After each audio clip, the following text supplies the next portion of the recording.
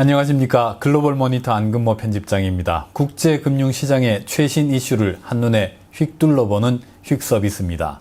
오늘은 FOMC 이후에 크게 달라진 미국 금리의 모습을 살펴보겠습니다. 먼저 이번에 특히 화제가 된 점도표의 성격부터 말씀드리겠습니다. 이 점도표는 이른바 수익률 곡선 통제 YCC와 굉장히 유사합니다. 비공식적인 YCC라고 해도 과언이 아닙니다. 3년 동안은 제로금리로 해놓았던 YCC를 이번에 인상했다. 이렇게 표현해도 별 무리가 없습니다. 그럼 지금으로부터 2년 뒤까지를 한번 짚어보겠습니다. 종전에는 앞으로 2년간 내리 제로금리였습니다. 그런데 이번에 제법 크게 인상됐죠. 그래서 앞으로 2년 안에 지금보다 더 높은 금리를 물어야 하는 구간이 생기게 됐습니다.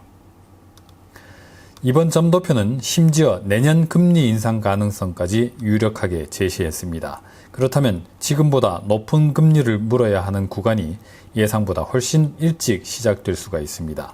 그렇다면 앞으로 2년 동안 물어야 하는 이자는 당초 예상했던 것보다 더 많아지겠죠. 그래서 미국 국채 2년물 수익률, 2년 만기 미국 국채 수익률이 급등했습니다. 3거래일 동안 9.1bp, 0.091%포인트 수직 상승했습니다.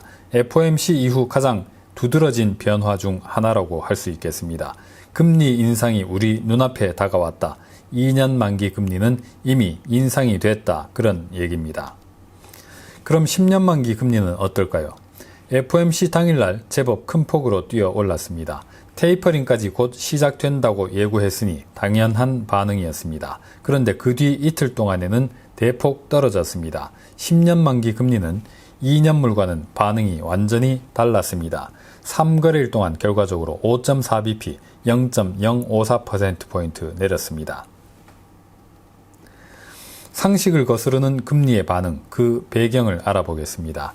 연준이 점도표 금리를 인상했더니 인플레이션 기대 심리가 확 꺾였습니다. 단기 기대 인플레이션을 보여주는 5년 브레이크 이븐 레이트가 하락했을 뿐 아니라 중장기 기대 인플레이션, 5년 뒤부터 5년간 브레이크 이븐 레이트는 훨씬 더 큰 폭으로 떨어졌습니다. 보시는 그래프의 흰색 선은 앞으로 10년간에 해당하는 기대 인플레이션입니다. 인플레 기대 심리가 크게 떨어지니까 노란색 선, 텀 프리미엄도 함께 급락합니다. 장기 국채 이자에 붙는 리스크 프리미엄, 위험 가산 금리가 대폭 낮아진 겁니다. 왜냐? 인플레이션 위험이 줄어서 그렇습니다. 장기 금리가 어떻게 형성되는지 그 구성을 간략히 한번 짚어보겠습니다. 10년 만기 금리는 10년 동안 예상되는 하루짜리 금리, 정책 금리의 평균치와 비슷하게 형성됩니다. 그런데 10년이면 긴 시간이죠. 그래서 가산금리가 더 붙습니다. 텀 프리미엄입니다. 10년 동안 무슨 일이 있을지 모르니까 그 위험, 그 불확실성을 보상하라는 요구죠. 돈 빌려주는 입장에서는 인플레이션이 가장 큰 위협입니다. 그런데 이 하루짜리 금리, 정책 금리는 둘로 쪼갤 수가 있습니다. 인플레이션과 실질 금리로 구분해서 보는 것이죠. 여기에 텀 프리미엄을 붙인 게 장기 금리입니다. 1과 2를 더하면은 하루짜리 금리, 정책 금리, 명목 초단기 금리가 됩니다. 앞서 장기 금리라는 것은 정책 금리 예상치와 텀 프리미엄을 더한 것이라고 했죠. 지금 장세는 1번 실질 정책 금리 예상치가 급등하면서 2와 3 기대 인플레이션과 텀 프리미엄이 급락하는 형국입니다. 즉 장기 금리를 구성하는 세 가지 요소들 중에서 하나는 급등, 둘은 급락 이런 상황입니다. 무게를 달아보면 이렇습니다. FOMC 다음날 하루만 놓고 보면 실질 정책 금리 예상치는 8bp 급등했습니다. 반면 미국채 10년물의 텀 프리미엄은 12bp 떨어졌고 기대 인플레이션은 3bp 하락했습니다. 10년물 수익률은 결과적으로 7bp 하락했습니다. 2년물 수익률은 급등, 10년물 수익률은 큰 폭 하락. 그래서 2년물과 10년물의 수익률 스프레드, 금리 차는 빠른 속도로 좁혀졌습니다. 2거래일간 축소된 폭이 10년 만에 가장 컸습니다.